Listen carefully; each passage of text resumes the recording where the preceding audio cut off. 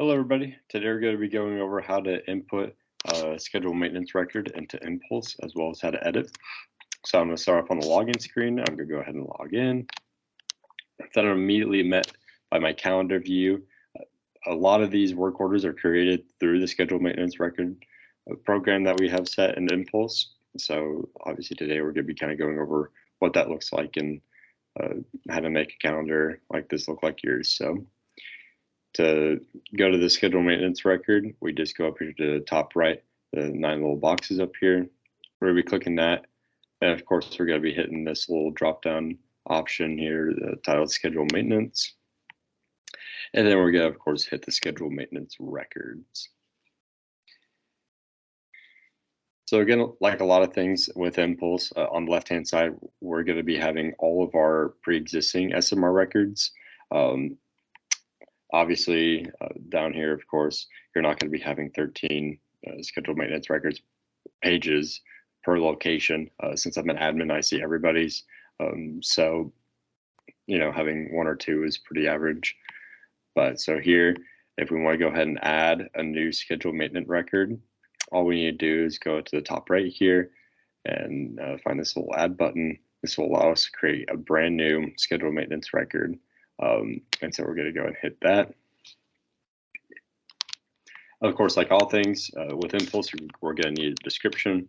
And so when I'm creating a scheduled maintenance record, I usually like to first put the frequency of that record, the equipment, the type, and then the location. So if I go ahead and type in monthly pellet mill Paris. So here I've described that this scheduled maintenance record is going to be monthly. It's going to be on the pellet mill. It's an inspection, and it's going to be here in Paris.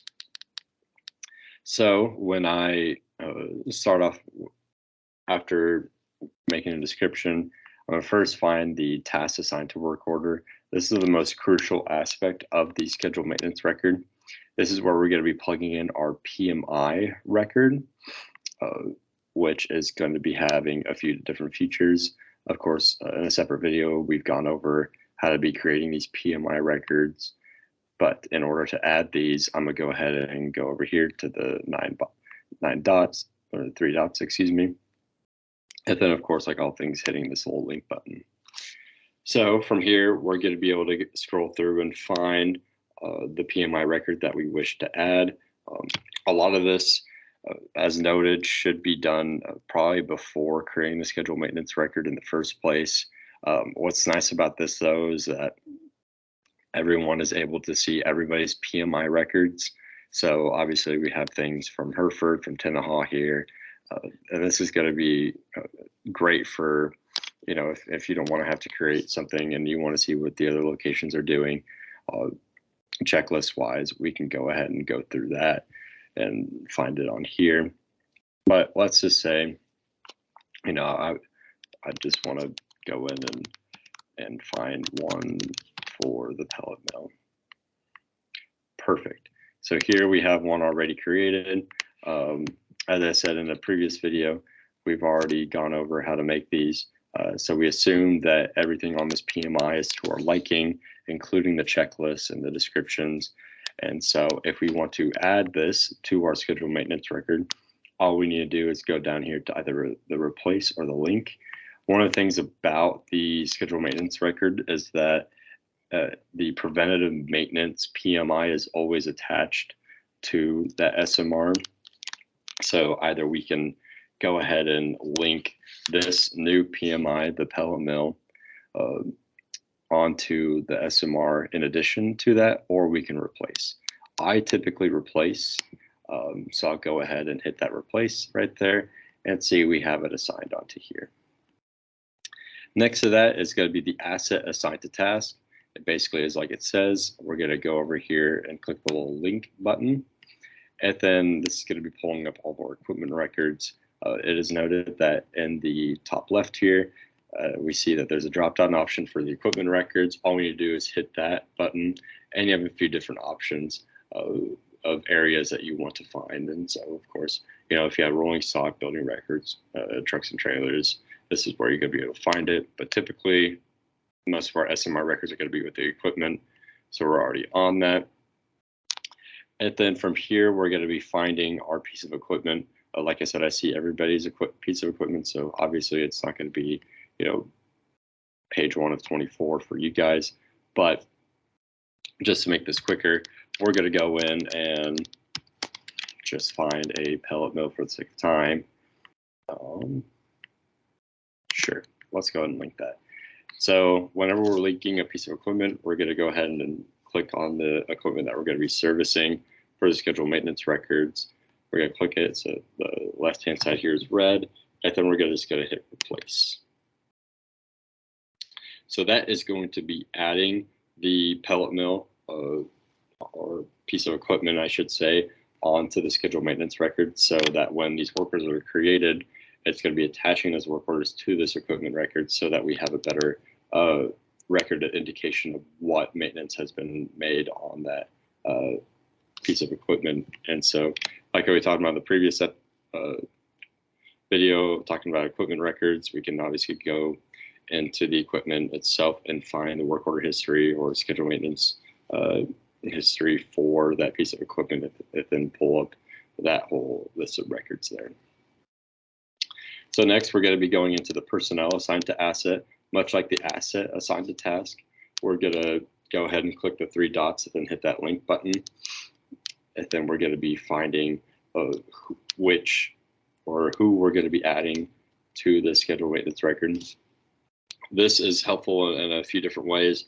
One, this kind of divides up the work among a lot of your employees, just to say, okay, you have this, you have that. It's a better indicator for what's expected of employees. And another beneficial thing about this is if you were to add an employee with a pay rate on them, that will automatically be uploaded into the work order area under finance tab, kind of describing, let's say it takes an hour to do this work and the employee's paid $15 an hour. Well, that maintenance right there just costs you $15. So it's a great way to be able to plug that in. And of course, if the employee is attached to this work order, they're going to be able to receive it via email and also see it on their calendar, as long as their email notifications are turned on, but they will definitely be able to see it on their calendar. And so we're just going to go ahead and add Josh here. Go ahead and link him to that personnel. It is also noted that here we can go ahead and add multiple employees onto one SMR record by doing the exact same thing, and then just hitting this little link guide down in the bottom right. I'm not going to go through that quite yet. And it's also noted that we can do the same thing as well as to the task assigned to work order. Let's go into the link here and go ahead and proceed with the, instead of replace, go ahead and say link. And finally, of the work order information, we have the inventory assigned to the asset. So much like how we added the piece of equipment onto this scheduled maintenance record, we're going to go ahead and click this little link, and we're going to be scrolling through all the inventory. Now, it is noted that this time, everybody's going to be having page 1 of 7. Obviously, that could change depending on when you're watching this, but it is noted, again, everybody sees everybody else's inventory as of today, I'm saying, especially since our main objective with that is to kind of give continuity and transparency between locations as to what we have in terms of spare parts and inventory, in case somebody desperately needs a piece of inventory that or part that isn't going to be available for another 3 months, but one of their sister locations has it, and so we're able to see that and say, hey, can I use your belt, or hey, can I use your motor? And so, like I said, much like with the actual equipment and asset attached to the scheduled maintenance record, we're going to go ahead and come in here and click any one of these. Let's just say 1, 2, 4 drive belt, and then hit the link guide in the bottom right. And so now that we have our work order information in line, everything looks good from here. Everything is attached properly. I'm going to go ahead and scroll down here to our arguably second most important aspect of the schedule maintenance, which is the schedule itself. So starting from the top, working our way down, we're going to be going into, what the work order priority, work order type, and work order group. All these are different drop-down options. You can plug and play as you wish. Of course, a lot of these, preventive maintenance stuff, schedule maintenance is going to be either low or medium inspection, and then I do preventive maintenance. This will, of course, change for emergency work orders or just regular maintenance request orders. But typically with the schedule maintenance records, I usually put that down. That is also very important for our email notification, where depending on the priority of your schedule maintenance record, it will send an email after so many days saying, hey, of not being completed, saying, hey, you didn't complete this schedule maintenance. We kind of need to get on that. And so if you want more details, there's going to be a separate video on that. But that is typically handled via admin or corporate. And so now if we scroll down here to the schedule base, we can finally start plugging in, how often or when we want to do this schedule maintenance. So when I have these two options, I can either go to time-based or meter-based. I'll show how to do both, but typically we use time-based for these schedule maintenance records, only because if you've seen in a previous video, we kind of go over why we don't really use meter-based, and it's because we don't have our equipment linked to Mpulse via data link. So it is hard for Mpulse to know when that piece of equipment, gets over so many service hours or reaches a certain temperature.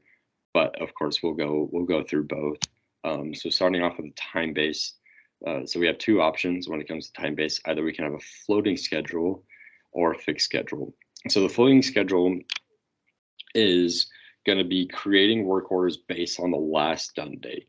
So this is extremely helpful for, if you have monthly, quarterly, yearly work schedule maintenance records, and it can kind of be up in the air as to when you actually do it. Of course, we want to stay within a reasonable time frame, but let's say theoretically this work order would be every month, and you have it set for June 1st is when you have the work order set. Well, if you don't get it until June 5th done, and then tell Mpulse that you got it done on June 5th, with the floating schedule, it won't set the next due date until July 5th.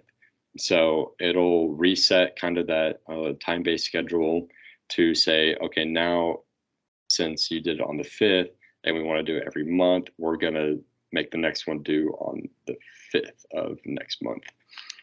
So with floating schedule, it kind of gives a little alleviation when it comes to those longer spanned, like I said, monthly, quarterly, yearly schedule maintenance records. While the fixed schedule is, of course, based off of a fixed rate. So I usually recommend that for weekly and daily schedule maintenance records, we use the fixed. Of course, either one can be interchangeable, depending on how you wish your facility to run. But if you're to choose a fixed schedule, we can choose which days, how often to set. So, if I say, okay, I have a weekly inspection that I want to do every Tuesday, we can, of course, go in and do that. So starting off with the floating schedule, on the right-hand side here, we're going to be going into, the recurrence of when the scheduled maintenance record is going to be creating these work orders. So let's just say, I want to throw it monthly, and excuse me, I just want one every month. Of course, this could be interchangeable. I can say every 3 months, every 4 months. That's where you're going to be able to have your, quarterly or bi-monthly work orders. And same goes for, daily. You're going to have it every 3 days, 2 days. It's really up to the reoccurrence pattern of what the facility wants. But then if things change when we go into the fixed schedule, so underneath the reoccurrence pattern, we can go into the reoccurrence of when we want to do this work order. And so, if I were to say, okay, I want to do this daily, and we're only open Monday to Friday. So here, this will be able to create work orders about 3 weeks out from when they're due. And so your calendar will fill up with all these work orders ahead of time, so that you're able to look into the future of saying, okay, here's what I have planned and here's when I have time. Again, a lot with these daily stuff, it is very much recommended that you stay on top of it. Don't let it pile up, because it can be a pain if you got a stack of 30 papers that you've been putting off to put into Mpulse. And finally, with the time-based, we can go in and reschedule the last scheduled date. That's pretty easy. You just go over to the calendar, and you can either go back to whenever it was last done. So let's just say it was done on August 1st. If you scroll down past that to the finance section, this is much like how with equipment records, how to be editing the finance section. So here we have a few different areas that we can only edit. So in terms of the other costs affiliated with the scheduled maintenance record, this would be anything that is not programmed in with these 4 areas. So that could be outside expenses. That could be anything from, buying more grease to grease bearings, that sort of stuff. Because a lot of these other finance costs, like the employee labor costs, the part costs, the vendor labor costs, those are all fixed into these areas. Like, for instance, the part has its own price. The personnel has their own price. So a lot of that's going to be associated with already pre-plugged in numbers. And then, of course, we can go in and edit our estimated cost. The estimated hours is based off of the PMI that we had set. So that's going to be already prefixed, as well as the supply and the total cost. And then, of course, down here, again, one of our most versatile areas with Mpulse is the media option. And so if we go here to the link option, we can click that and then choose either files or URL. If I were to click choose file, and then go into my OneDrive and find whatever document or file or PDF that I want to use, I can click on that, click open, and then click upload. And so that will be there for every work order that is created via the scheduled maintenance records. So in a separate video, we kind of talk about how our work orders can be printed or viewed. And so when the scheduled maintenance records create a work order, it will have this piece of media attached to that work order, where the employee mechanic who is completing the work order can view that as well. This will also be a gray area not wanting to drive off here too much, but on work orders, you're able to attach pictures of the completed work onto specific work orders affiliated with scheduled maintenance records, but it will not affect the scheduled maintenance record. So if you were to attach an image onto a work order that is created by the scheduled maintenance record, it will not show up on the actual scheduled maintenance records. It has to be added to the scheduled maintenance record. And if, of course, if I want to view this piece of media, I need to click on it, make sure it's highlighted, and then click the little eyeball. This will, of course, give us a few different options: download, print, zoom in, zoom out. And you'll be able to view it like that. And that's the only way that we can view it. And if we want to unlink, we just hit this little unlink button here. And of course, click yes to unlink the selected media. Once created, we can go into the comments section and make any comments that we want. The nice part about the scheduled maintenance record is that if you were to make a comment on the actual scheduled maintenance record itself, it will pull up for every work order that is created. So if you wanted to get something specific like double pump grease or check gearbox and make sure that leaking is not happening, you can as well here. Of course, another way you can do that is by going to the PMI record itself and doing that checklist. So to save the scheduled maintenance record, all we need to do is click the blue check mark. And of course, to not save, we'll go ahead and go into the cancel. So in order to edit scheduled maintenance records, it gets a bit confusing because if I were to go in and edit, just say this one right here, it will not allow me to go into the time-based scheduling and edit that. All it will do is edit this, and if I were to, let's say, like link or unlink any one of these parts, it will delete everything. So it's a bit tricky when you talk about editing.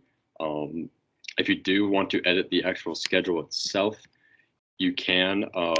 The only way to do that is to delete all the work orders that have not been completed based off this scheduled maintenance record, and then you'll be able to go through and complete that. If you need any help, you can definitely contact me about that, and I can walk it through a better way to do that. But essentially, it's the same with finance and media. You can go and edit that directly. Like I said, just be careful when editing the work order information because the rest will be deleted. I'm going to go up here to the top right. And then, of course, if I want to copy a record onto a new one and make minor changes, I can click this little copy. If I want to delete, all I have to do is click the delete current record. If I go to this drop-down option, I can open work orders and work order history for the scheduled maintenance record. And finally, if I want to print, I just hit that little print guy, and then I just hit current record.